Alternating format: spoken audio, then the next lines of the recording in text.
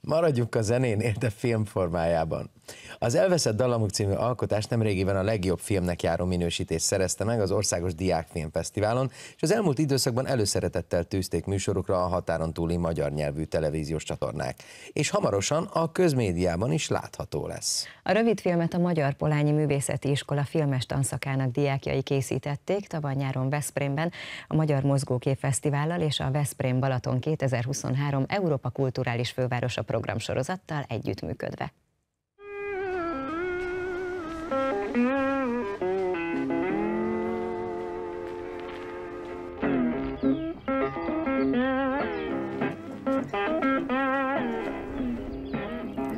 Ha végeztetek, akkor vissza is mehetnénk a térre. Édrián bácsi már biztos visszatért.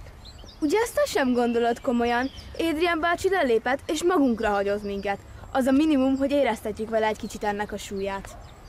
Jó, de azért a Natinak igaza van, az totál nem fér vele szemben. Vendégünk Horváth Andor rendező és a Magyar Polányi Művészeti Iskola tanulói és a film szereplői Berec Alida és Sándor Kata. Alida, Kata. Sziasztok is, Kezdjük az első kérdéssel. A Magyar Polányi Művészeti Iskola. Hát Andor, mit kell tudnunk róla? Hát nem olyan régen ünnepelte fennállásának 25. évfordulóját. Ez nem kevés? Így van, és igazából talán Veszprém vármegyében ez az egyetlen olyan művészeti iskola, ahol ez a film és fotó tanszak működik, aminek itt most a növendékeit látjátok. Mit tanultak ebben az iskolában? Miért jelentkeztetek? Mi megtanuljuk a filmkészítés rejtelmeit ott, igen, és rengeteget tanulunk arról, hogy hogyan is kell forgatni, hogy milyen részei vannak a kamerának, a forgatókönyvírásról is tanulunk, és ezért én nagyon örülök, hogy oda járhatok. Mindenki, aki ide jár ebbe az iskolába, az akkor fotóművész, fotós, filmkészítő, dramaturg akar lenni? Vagy ez csak egy olyan dolog, hogy jó dolog ezzel foglalkozni, és aztán tudom, én közönség leszek? Kata? Szerintünk egyébként, ahogy én látom, nekem vannak vele terveim, és több társamtól is hallottam, hogy szeretne továbbra is ezzel foglalkozni. És például, amikor megszületik egy film, most vegyük ezt a filmet, akkor a diákoktól érkezik az ötlet, a tanároktól, vagy közösen, és hogy néznek ki a részfolyamatok? Hát ugye ez egy folyamat volt, tehát úgy indult, hogy a diákokkal közösen, aztán mostanra eljutottunk odáig, hogy már van forgatókönyvírónk, Barlók Károly volt, aki az Elveszett dallamoknak a forgatókönyvét írta, és megkülönböztetném ilyen szempontból az oktatási részt, mert olyankor alapvetően a gyerekek ötleteiből indulnak ki az alkotások, amiket készítünk, viszont ez a film ez egy nyári tábor keretében készült. Tehát, hogyha valamit így ki lehetne emelni ebből a történetből, akkor én azt mondanám, hogy azt, hogy ez a film, ez egy egyhetes tábor alatt készült, ez egy ilyen, mint egy intenzív kiképző tábor, egy nap pótforgatással. A gyerekek ugye nem veszprémiek, a film Veszprémben készült, tehát reggel odautaznak, este hazautaznak, és ami a csövön kifér, gyakorlatilag egy héten keresztül ők ott végig melóztak. Hánykor volt kezdés? 6-kor? Erre kellett őket.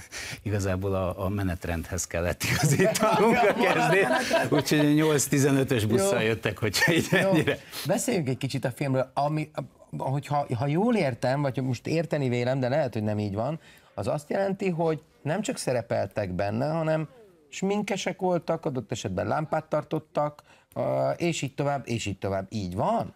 Nincs, de így lenne, amennyiben lenne lámpánk és lenne sminkkészletünk.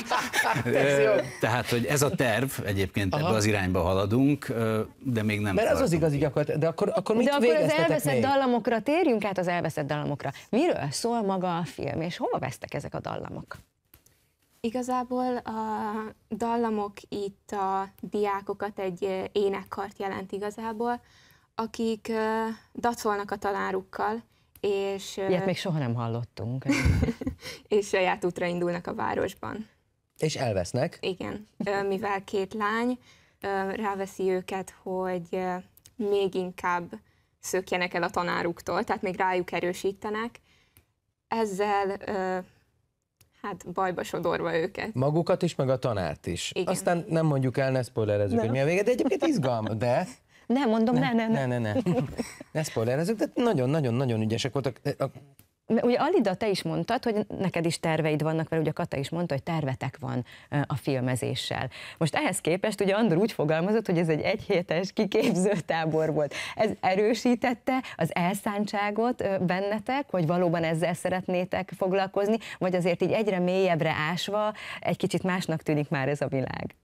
Nekem ez az út mindenképpen nagyon tetszik, és az, hogy mi egy hetet ott forgattunk, és tényleg tapasztalatokat gyűjtöttünk, nekem ez csak jobban megtetszett, és én tényleg nagyon élveztem, mert tudtunk szórakozni, de közben olyan volt, mint egy munka, és komolyan tudtuk venni.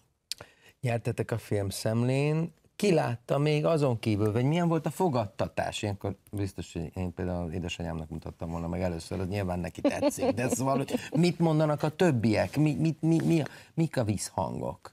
Igen, egyébként szerintünk nagyon jól fogadták, a családjaink mindenképpen. Hát ezt gondoltam. Igen, és ennek köszönhetően ugye díjakat is tudtunk vele nyerni, az Országos Diákfilmfesztiválon is a legjobb filmdíjat, és nekünk is nagyon tetszik, szóval tényleg, ahogy az Alida is elmondta, annyira élveztük közbe készíteni, hogy a családjainknak is már úgy adtuk át, és ezzel még inkább rátettünk az élvezetre. Andor, megvan ez a siker. Készültök még valamivel? Készültök jövőre? Tehát ez akkor, ha már így megy a szekér, akkor érdemes burítani tovább? Hát az a terv, hogy nem fogjuk abba hagyni. Ugye itt ennek a művészeti iskolának vannak telephelyei Veszprém vármegyében, tehát én 5 csoporttal dolgozom egy héten, és ebből az 5 csoportból alakul ki majd a tábornak igazából a szereplő gárdája, de mi folyamatosan forgatunk az év alatt, tehát folyamatosan készülnek kisfilmek. Nyáron van alkalom arra, hogy hosszabb történeteket valósítsunk meg, és a cél az előbb-utóbb egy nagy játékfilm lesz természetesen. Ó, hát akkor mindenképp Hajrá, egy visszajöttök kalappal majd, nektek. és reméljük addig is hallunk rólatok. Gratulálunk! Köszönjük. Köszönjük Nagyon szépen szépen! köszönjük.